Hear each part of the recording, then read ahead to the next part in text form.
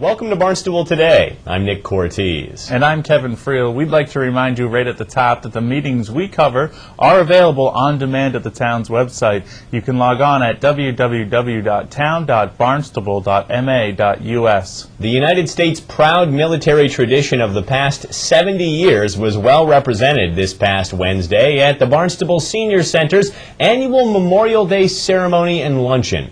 Every table was filled with veterans who served in foreign wars dating all the way back to World War II, and many of them were eager to share their knowledge and experiences with the dozens of Barnstable High School students who spent the afternoon alongside them.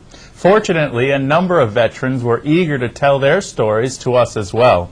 Among them was Al Madden, a 91-year-old veteran of 3 wars. Madden, who played taps at the ceremony preceding the luncheon, shared with us some truly touching thoughts on Memorial Day and his long military career. We're here on Barnstable today with one of the many veterans here today at the Barnstable Senior Center, Al Madden, who is a veteran of 3 separate wars. Al, which wars did you serve in, sir? I served in the U.S. Navy in World War II from 1944 through 1948. I transferred from the Navy into the United States Army in April of 1948 and served until August of 1971 when I retired from the Army as being physically unfit for any further service. Well, clearly you've done your duty and more, and you've seen so many of your brothers and friends come and go, whether it be during wartime that they were lost or after.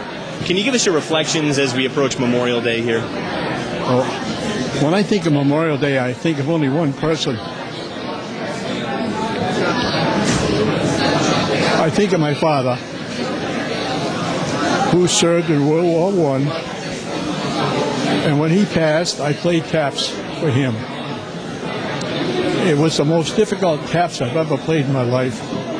And I've been playing taps since I'm 6 years old. My father was very, very proud of his service in the Army. He was a track champion. He won the 1 mile run in Boston, Massachusetts in 1917, I'm sorry. Army-Navy meet. He got there just in time to pull his tunic off and unwrap his leggings and get in the race with his combat boots, and he won the race. Unbelievable. Now, Al, from your long time in the military, what are you most proud of about your own personal career and your own personal accomplishments? That I got out of it alive. That's a very good answer. Do you have a message that you want to send to the soldiers or the families of soldiers, especially those who might have lost loved ones on this Memorial Day? Well, my message to all you people is it is with great sorrow that I play taps, but I'm very proud to play taps for all, not only the members of the services, but their wives. The wives served as much as they did. As a matter of fact, the wife stayed at home. She is a veteran as much as an active duty veteran was, because she had to bring up the family and take care of the family. So when my first wife passed away, I played taps at her station at the National Cemetery on the 25th of September of 2009. I don't have much more to say, except that it's a little heart-rendering for me to speak like this. I've made many friends throughout my service, thousands and thousands of friends, but I don't remember all the names. I remember the faces.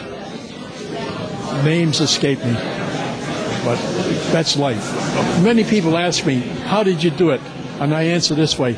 In the Navy, I learned how to swim very deep in the water. And in the Army, I learned how to run and fast and duck, get out of the way. That's why I'm here today. I was a quick runner. Al, thanks so much for joining us. We appreciate it very much. Thank you. Next, we hear from Marston Daly, another World War II veteran, who told the audience a story about his favorite job while he was serving overseas. When we got to England, our battalion mail clerk got sick and with pneumonia, and he was shipped back to the States, so I had to take the mail clerk's job for the battalion. And I got to tell you, I had the best job doing the mail, and everyone was so interested in the mailman. And I think that at times we were traveling so fast through Germany that we couldn't get the mail bags up with us and the APO. So I would, when I got back, I also had to take other battalions' mail because the post office was stacked and sealed with the mail. So after the war ended, I got home in March of '46. So I took advantage of the GI Bill of Rights and went to Wentworth and graduated. And I started building houses all in the East Ham area. And the best part of everything, I enjoyed the service and the friendship we made. We have been to over 30 different reunions all over the United States in the past years. But last year was our last reunion because there's not many of us left to carry on. So, and I think the best part of the life afterwards is my volunteering here at the senior center. I think it's the best senior center on Cape Cod. Later, Leo Flanagan recounted some of the experiences he had while serving in Korea. And I'd like to speak a few minutes to the students about South Korea. When we arrived, we were hit by the North Korean Army, and I was with the 1st Cavalry Division in Japan. And we were, at that time, 3 regiments of about 15,000 men. And our engagement was to relieve a group of troops called Task Force Smith. Well, when they finally got down to where we were, there were not much of them left. We were hit by about 4 or 5 infantry divisions, and to say the least, 15,000 men can't stand against that kind of odds. We fell back into South Korea, below, almost to where we started out, near the Nakton River, and slowly moved north again. And we got all the way up to Manchuria. The Chinese entered the war, and they now came in with millions, because there are millions of Chinese. And the entire army couldn't stand, and we fell back into South Korea, slowly worked our way north again. They signed an armistice, which is still in existence today, and nobody pays any attention to it. And here we are going on 60 years of conflict between North Korea and the South Koreans, so it's been a stalemate. Well, a gentleman asked me about my patch. This is the 1st Cavalry Division patch. When I was stationed in Japan, the 1st Cavalry Division was called strictly college, strictly military. We were the only division that was fully prepared for combat, believe it or not, in Japan. Out of 5 or 6 divisions were there.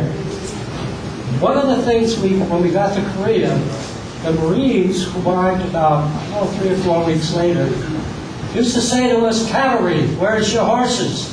We told them we ate them for the waiting for the Marines. On behalf of all of us here at Barnstable Today, we say thank you to all the veterans out there who have served our nation throughout the years, and to all the families who have lost loved ones in the line of duty. You're in our thoughts and prayers on this Memorial Day. Well, that's all the time for now. For Nick Cortez, I'm Kevin Friel. We'll see you next time on Barnstable Today.